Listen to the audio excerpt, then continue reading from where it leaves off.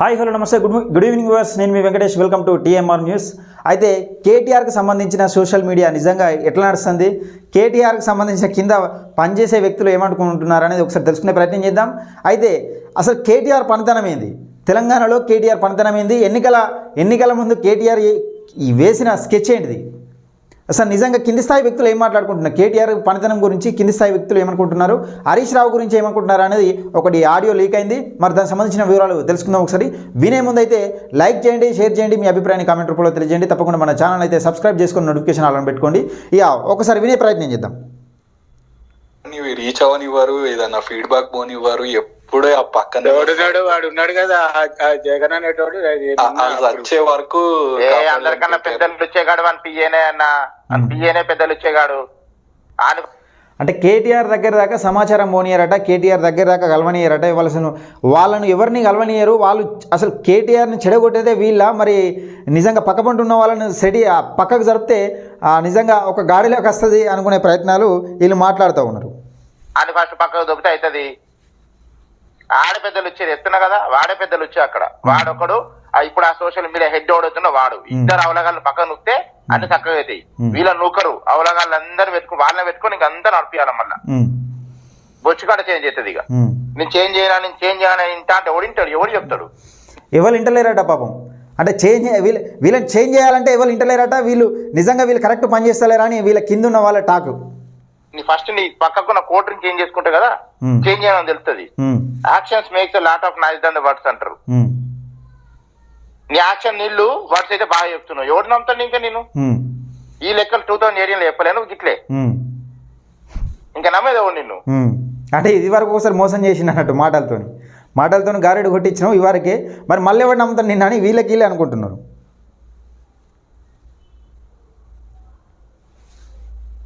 అంటేనేమో ఏడతారు. ఇక అట్లా అంటావేంది అని ఈ గుడ్ ఇంటెంట్ ఉందిలే గానీ అది ఎట్లా గుడ్ ఇంటెంట్ కాదు. గుడ్ ఇంటెంట్ ఉన్నంత మాత్రం సరిపోదు. అక్కడ గుడ్ ఇంటెన్షన్ ఉంటే సరిపోదు. అదే భయ్యా నేను చెప్పేది అదే. ముందా గ్యాంగ్ అంతా పోవాలి. ఇప్పుడు నువ్వు బురదని అది కాదు భయ్యా, నువ్వు బురదని క్లీన్ చేయాలి. నువ్వు బురదని క్లీన్ చేయాలంటే నీకు బురద అంటుతుంది క్లీన్ చేసేటప్పుడు. You should be ready for that. ఆ శాత కానప్పుడు ఊకోవాలి. అమ్మా నువ్వు చేసేదానికి ఆఖరికి నీ కొడుకుని అన్నా కూడా నీకేమన్నా శాత కాలేదే. వాళ్ళ వీళ్ళని వదిలేయి. మీ నాన్న అన్నాడు లేకుంటే మీ అమ్మని అన్నాడో వాళ్ళని వదిలేయి. ఫస్ట్ మీ కొడుకుని అన్నా నీకు అన్న శాత కాలే.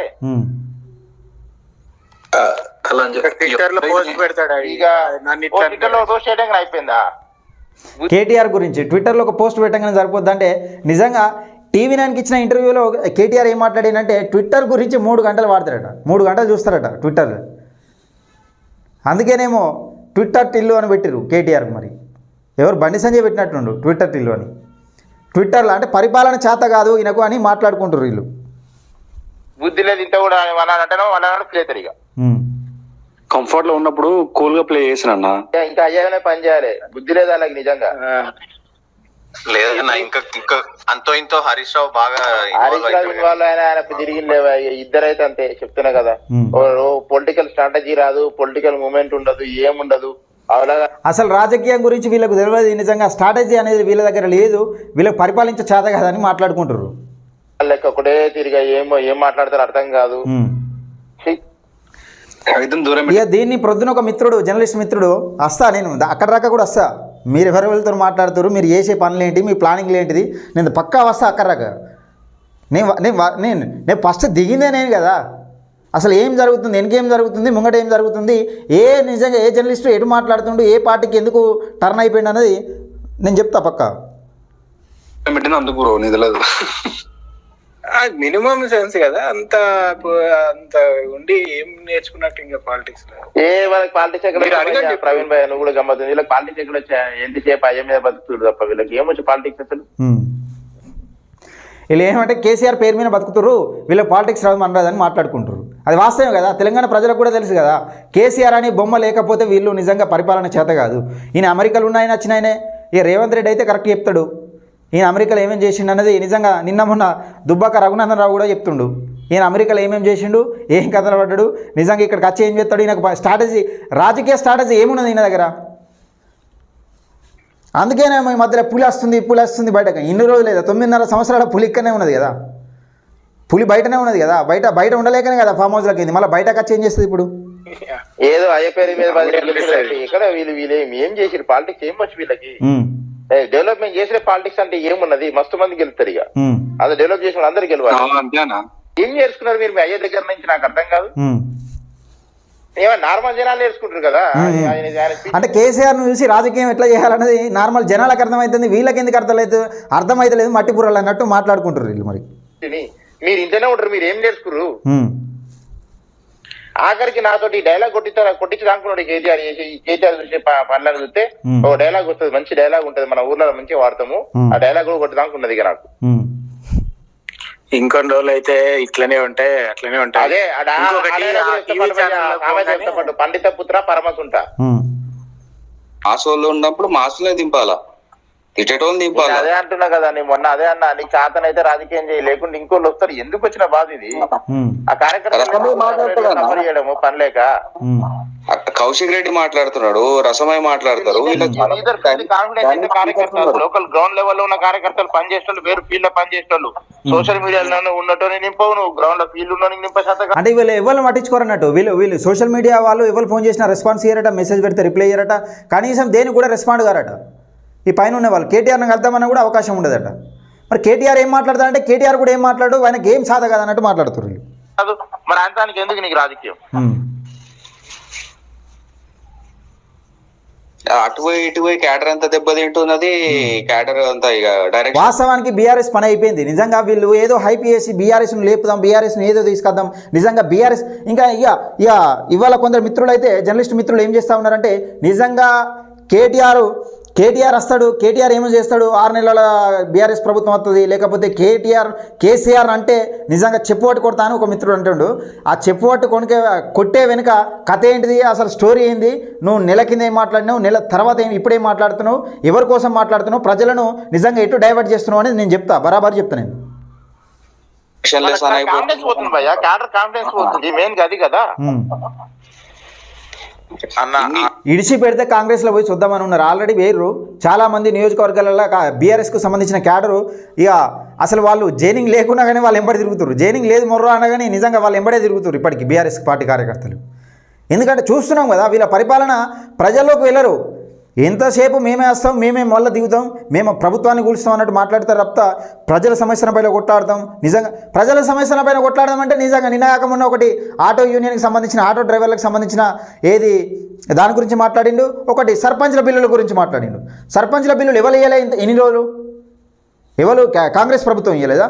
9.5 సంవత్సరాలు పరిపాలించింది, 3,000 కోట్ల కరెంటు సర్పంచ్లకు సంబంధించిన బిల్స్ పెండింగ్ ఉన్నాయట. ఎవరు ఇవ్వలే? 9.5 సంవత్సరాలు పరిపాలించింది ఎవరు? సర్పంచ్లో గోసపుచ్చుకున్నది ఎవరు?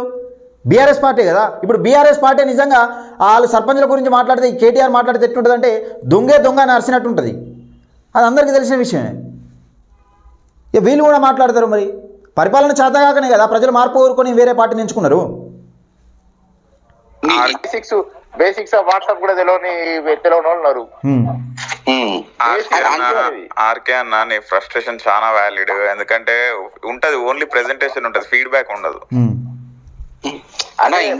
కమ్యూనికేషన్ ఎంతసేపు నేనే మాట్లాడాలి, మరి ఎదుటోళ్ళు మాట్లాడింది మొత్తం వినాలి కదా. కొంచెం అంటే అహంకారం అన్నట్టు.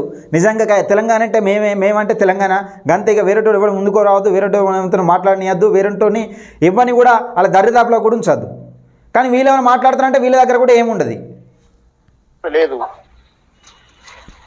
అంతో ఇంతో మల్లారెడ్డి మాట్లాడింది వేరే చూడన్నా, ఎట్లా చెప్పాలంటే ఇక చూడు, కేటీఆర్ కన్నా మల్లారెడ్డి నయమని మాట్లాడుకుంటారు.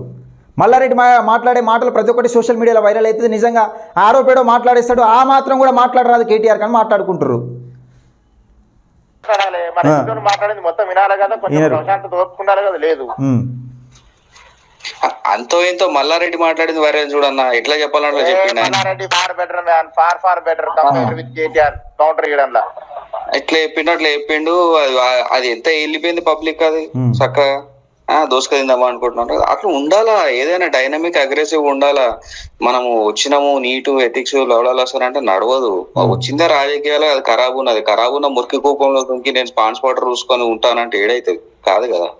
వీళ్ళతోనూ కాదు, మళ్ళీ అమెరికా పోడే తప్పితే బీఆర్ఎస్ ఖాళీ అయిపోతుంది. నిజంగా ఎంపీ ఎలక్షన్ల లోపే ఖాళీ అయిపోతుంది. ఇక కొందరు మిత్రులు ఏమంటున్నారు అంటే ఇక ఏదో ఏద్దాం, ఏదైనా వేయాలి, నిజంగా ఏదైనా కాంగ్రెస్ మీద బట్టకల్పి మీద వేయాలి. కాంగ్రెస్ ప్రభుత్వం నిజంగా కొన్ని కుంభకోణాలు చేసింది. ఇది వచ్చిన నెలలనే కుంభకోణాలు చేసినట్టు ఇక ఏమో అవినీతి బయటకు తీస్తున్నట్ట. వీళ్ళపైన జర్నలిస్టుల పైన కేసులు పెడతా ఉన్నారట. వీళ్ళ ప్లానింగ్లో ఆ ప్లానింగ్ లేనిక ఏమున్నది, నిజంగా కుట్రైందనేది నేను చెప్తా, బరాబర్ చెప్తాను. కేటీఆర్ అర్బన్ పాపులేషన్ వరకు ఓకే అన్న. ప్రాబ్లం ఎక్కడ వచ్చిందంటే హరీష్ రావుని only restricted, they are restricted for only Medak. ఆయన మెదక్ వరకు రిస్ట్రిక్ట్ చేస్తే ఆయన 8 గెలిపించుకున్నాడు మెదక్ లో. ఆయన రిస్ట్రిక్ట్ చేయడం వల్లనే ప్రాబ్లం వచ్చింది. Rural population is every one known as Harish Rao is the main. లేకపోతే కేసీఆర్ తిరిగినప్పుడు ఏం చేయాలి? నువ్వు కాదు, నువ్వు ఓన్లీ అర్బన్ చూసుకో. నీకు ఎందుకంటే నువ్వు మాట్లాడలేవు రూరల్ పాపులేషన్ తోటి. ఎవరు అన్నారు కదా జీడిపి ఇది అది అని, అట్లా భయ్యా నువ్వు అర్బన్ అంటే ఆయన మున్సిపాలిటీ అర్బన్ అనుకుంటాడు. హైదరాబాద్ తప్పించి మిగతా అంత అర్బన్ కాదురా సామాన్ ఆయనకి వెళ్తలేదు. ఏం చెప్తాం, ఆయన అన్ని అర్బన్ అనుకుంటాడు. ఆయన అదో రకం. ఆడ పోయేది గద్వాల్లో పోయి జీడిపి మాట్లాడతాడు, నాగర్కర్ణంలో కూడా జీడిపి మాట్లాడతాడు, ఏది మన చెన్నూరు పోయి కూడా జీడిపి మాట్లాడతాడు. అట్లా తెలియాలి కదా, అసలు వీళ్ళకి తెలియాలి కదా, వీళ్ళకి రాజకీయ అనుభవం ఏంది, వీళ్ళు చేసిన గతంలో చేసిన పని ఏంటిది, నిజంగా ఎన్ని సంవత్సరాల రాజకీయ అనుభవం ఉన్నది, పరిపాలించగలుగుతారా అన్నది తెలియాలి ఫస్ట్. మనం ఎలాంటి వాళ్లకు 9.5 సంవత్సరాలు పరిపాలన అప్పచెప్పినాం అన్నది ఈ మాటల్లోనే మీకు అర్థమవుతుండవచ్చు. ఓకే, ఆయనకి అర్థం చెప్పక మిగతా వద్దు ప్లీజ్. ఆయనకి చెప్తే అర్థం కాదు.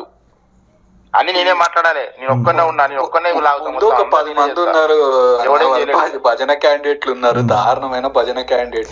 ఏమంటే ఏమున్న జోకుడే ఇక అది ఏమన్నా కానీ కేటీఆర్ అదంటే అది కుక్క అంటారు, నక్క అంటే నక్క అంటారు. దానికి 3 కాళ్ళు ఉన్నాయంటే 3 కాళ్ళు ఉన్నాయి అనాలి. అది భజన బ్యాచ్ అన్నట్టు. అసలు వాస్తవానికి నిజంగా కేసీఆర్ రాజకీయం చేసేటప్పుడు ఈ భజన బ్యాచ్ కాబట్టి చెడిపోయిండు. ఎందుకంటే తప్పు చేసినప్పుడు కొంచెం వీళ్ళు హింట్ ఇస్తే అయిపోవు, హింట్ కాదు మాట్లాడితే అయిపోవు కదా. ఇప్పుడు తప్పు జరుగుతుంది, మన పార్టీకి నష్టం కలుగుతుంది, ఇటువంటి పనులు చేయడం వల్ల మన పార్టీకి నష్టం కలుగుతుంది. ఈయననే కేసీఆర్ అంటాడు, దళిత బంధువుల మా ఎమ్మెల్యేలే 3 లక్షలు. అదేం గొప్పతనమా? ప్రజలు వింటలేరా? సోషల్ మీడియా ఈరోజు ఫాస్ట్ ఉన్నది.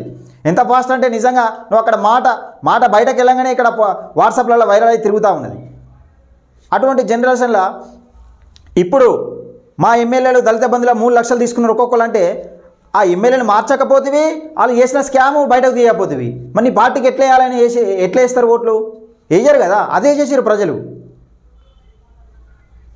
ఇక ఎందుకు అలా పేర్లు కానీ అసలు ఎవరిని రీచ్ అవ్వనివ్వరు, ఏదన్నా ఫీడ్బ్యాక్ పోనివ్వరు, ఎప్పుడే ఆ పక్కన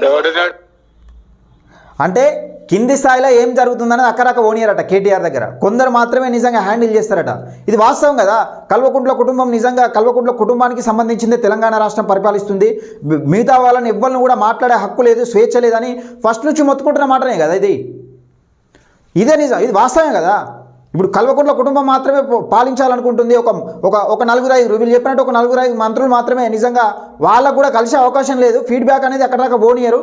నిజంగా అదే కదా విషయం జరిగింది. అట్లా జరుగుతున్నాయి కదా. ఇప్పుడు ఆ ప్రభుత్వానికి ఇప్పుడున్న ప్రభుత్వానికి ఒకసారి పోల్చి చూసుకోండి ఎట్లా జరుగుతుంది ఏం కథ అనేది. వీళ్ళేదో మళ్ళీ వస్తుంది, మళ్ళీ ఏదో ఉద్ధరిస్తారు. ఇక అయిపోయింది. ఇది బీఆర్ఎస్ ఖాళీ అవుడే, బీఆర్ఎస్ ఖాళీ పక్క. బీజేపీ నిజంగా బీజేపీ అనేది బీఆర్ఎస్ స్థానాన్ని భర్తీ చేస్తుంది. ఈ బీజేపీ వర్సెస్ కాంగ్రెసే, అక్కడ ఏముండదు. మిత్రుల ఈ వీడియోని ఎక్కువ మందికి లైక్ చేయండి, ఎక్కువ మందికి షేర్ చేయండి. మీ అభిప్రాయాన్ని కామెంట్ రూపంలో తప్పకుండా తెలియజేయండి.